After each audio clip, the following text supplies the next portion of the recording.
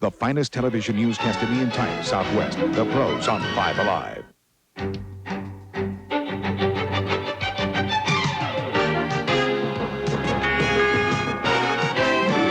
From the 5 Alive News Center, Oklahoma's news professionals. Ron Gardner, Mary Carr, Brent Price, Dick Pryor.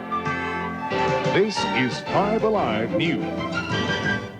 If you're one of the 60,000 people who drive I-40 between May and Western every day, get ready for some changes. Tomorrow, the Transportation Department begins a 10-month, $5.3 million bridge repair project. It means over the next few days, you'll see the eastbound ramps onto I-40 from I-44 closed. Most other ramps on and off I-40 between May and Western will also be closed.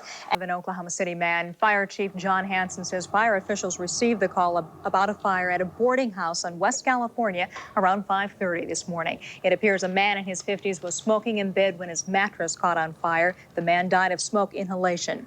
Damage from the fire is estimated to be around $350. Oklahoma City police this afternoon are still looking for the person who left a newborn baby girl to die in a trash dumpster. That tragic discovery was made yesterday at an apartment complex on the city's south side. Ben Kerr found the infant while taking his morning walk.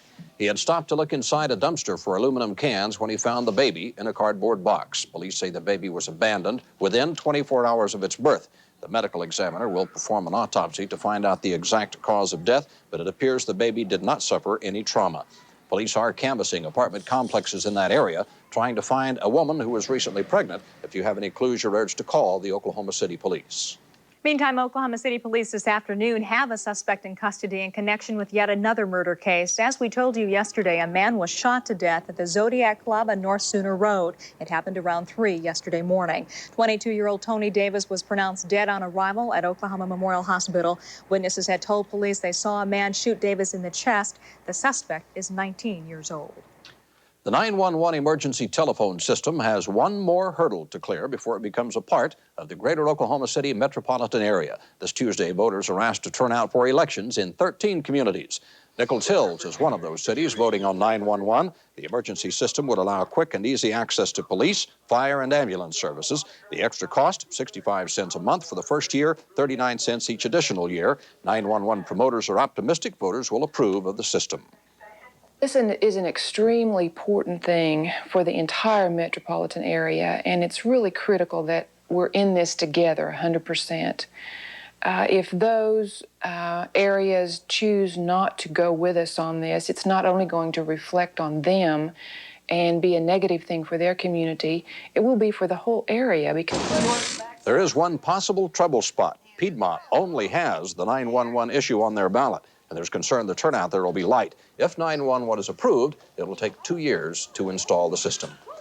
Tulsa evangelist Oral Roberts says his wealthy lifestyle is the reward God gives to believers. Roberts spoke at a dedication for a $15 million church in Rockwall, Texas this morning, his first public appearance since he went into his prayer tower at ORU, saying God would take his life if he didn't raise $8 million by April 1st. Today, Roberts told his audience, God designed for you to live in the overflow. He also said he collected a $400,000 overflow from his prayer tower fundraising effort. Coming up on 5 Alive News, getting kids to say nope to dope, and a look at a symposium with that in mind. We'll begin a two-part series on individual retirement accounts with a look at how tax reforms are changing the IRA deduction.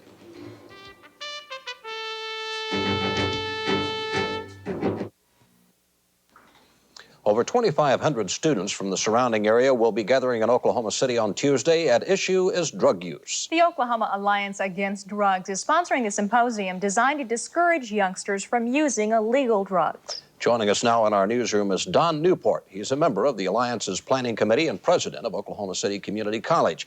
Mr. Newport, first of all, this symposium, as I understand it, is called To Know is to Say No. What message are you hoping the kids are going to get from that? Well, I think the message is really very straightforward. We've seen the problems of taking the other course of trying to change behavior after someone's been hooked. What this program is designed to do is try to provide some basic information before a young person is hooked so that they can make the decision, a conscious one, Ron.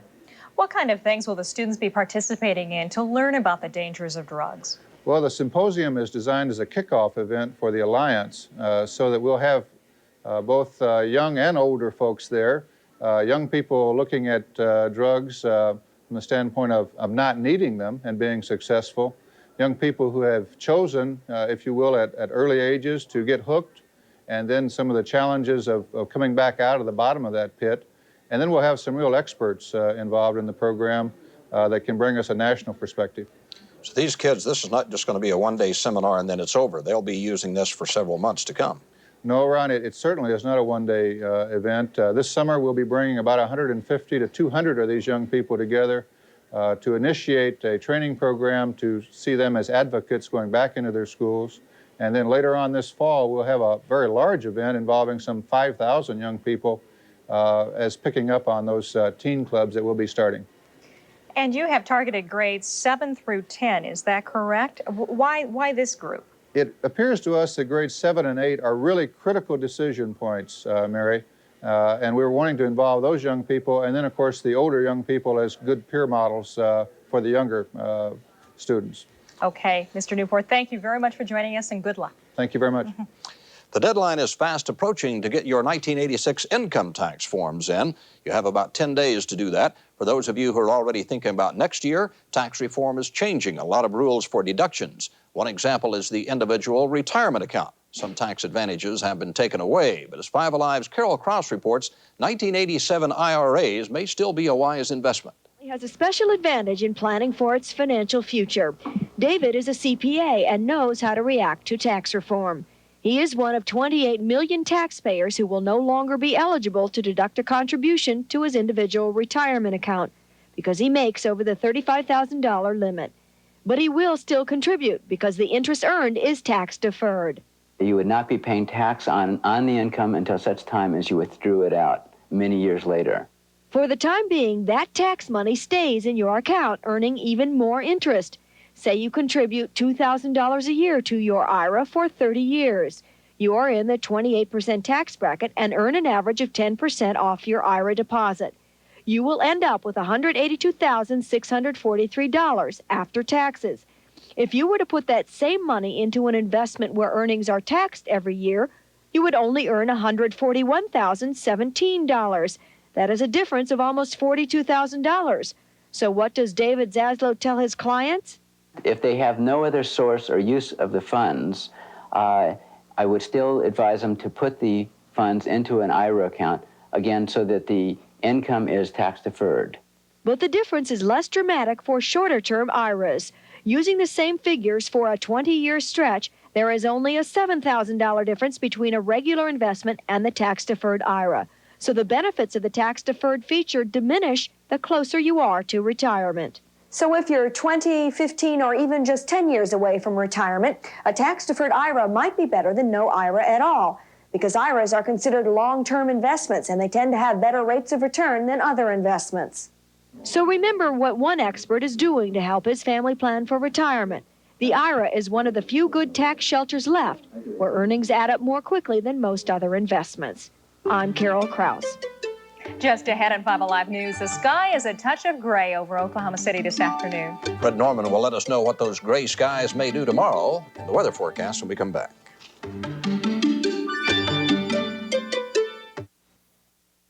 Spring forward, fall back. It's daylight savings time, or is it? It wasn't for the folks at Henderson Hills Baptist Church until this afternoon.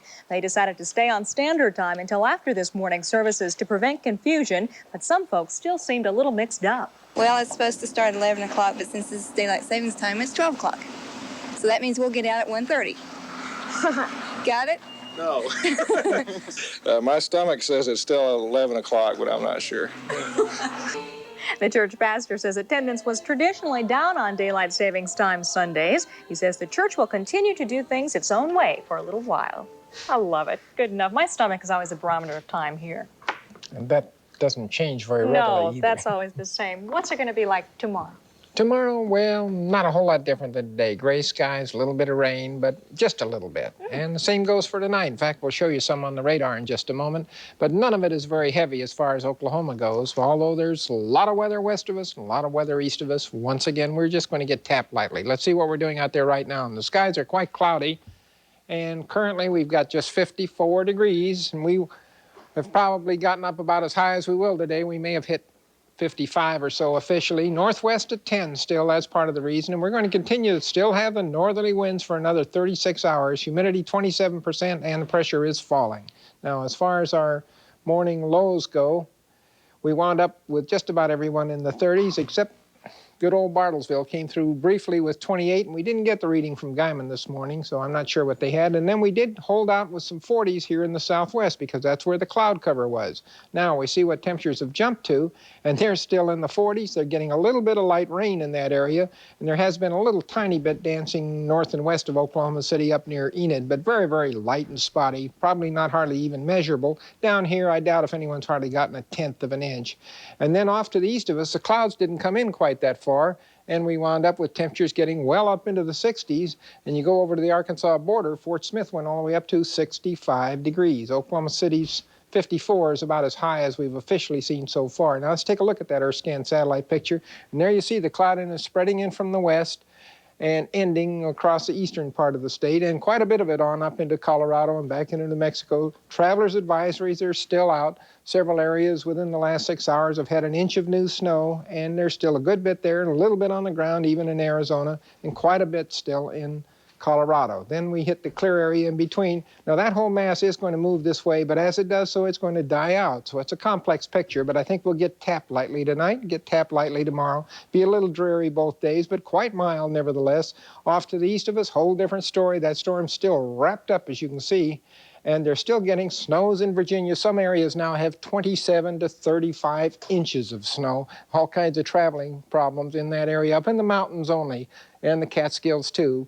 And you can see how it all wraps around there very tightly. There's our storm center still moving out. Mostly this is rain, but a pocket of snow right in the middle. In our own area, there's a little rain coming on up from Texas, but we still got cool air slicing up in here. That's part of our problem. Very cool air off to the north and east of us, about 24 record set again. Warm air is just going over the top of it, keeping the moisture going. By tomorrow, it's beginning to fizzle out and die down. The snow's gone. The snow pocket is tiny, but still there. Everything's moving ever so slowly. Still cool air in here, still warm air coming in, but things are going to perk up. Temperatures won't change too much. We'll be mostly in the 50s, 40s off to the west of us because of the snow they've got to melt.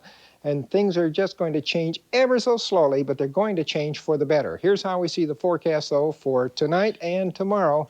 We're not going to see much change in those dreary-looking skies. Light rain will only go down to 39 degrees. Very light, though, no big problem with it. Tomorrow, a little spotty light rain, especially in the morning. And there will be tomorrow. Things aren't that bad. There we go. Light rain, 54 degrees. And that's about as high as we can get. And tomorrow night, still a chance of just a very little bit of spotty light rain, although it'll be mostly in the southern part of the state. Tuesday, slow clearing in 58. Wednesday, warmer in 62. And Thursday gets windy and almost up to 70 with 68 degrees. So the last of it, as far as we're concerned, is just sort of fizzling out with a little drizzle, a little bit of rain. Nothing to worry about. Okay, Fred, thank you. Coming up on 5 Alive News, Dick Pryor with the winners and losers of the first major golf tournament of the season, and he'll let us know why thousands of people made their mark in Nichols Hills this afternoon.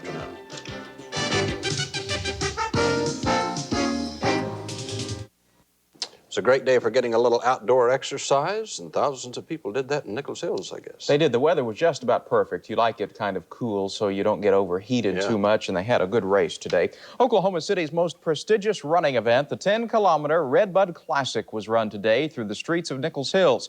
Over 5,000 runners participated in today's 5th annual Classic, which featured a 2-mile event in addition to the 10K race. For the second year in a row, Karen Cramond of Edmond was the women's champion, coming home with a time of 35:32. The men's champion was former University of Texas runner Carl Sang of Kenya. His course record time of 29 minutes 34 seconds was 21 seconds better than that of former OSU star Paul Larkins. I was expecting a tough competition, especially from Paul Larkins. He's a good runner. So I was not surprised because I was in good shape. 2 Oklahoma State runners, Brian Matthews and Christine McMicken, won the 2-mile event. The OU baseball team is off to a 4-0 start in the Big 8 regular season following a doubleheader sweep over Kansas State today at Mitchell Park. The Sooners took the first game 11-0, scoring 11 runs in the 8th inning. Darren Cox and Kevin Burdick both homered for OU, and Cox hit a solo home run in the 8th inning of the second game to give the Sooners an 8-7 win. Anthony Blackman crashed a grand slam as Oklahoma State overpowered Southwest Missouri today 13-7.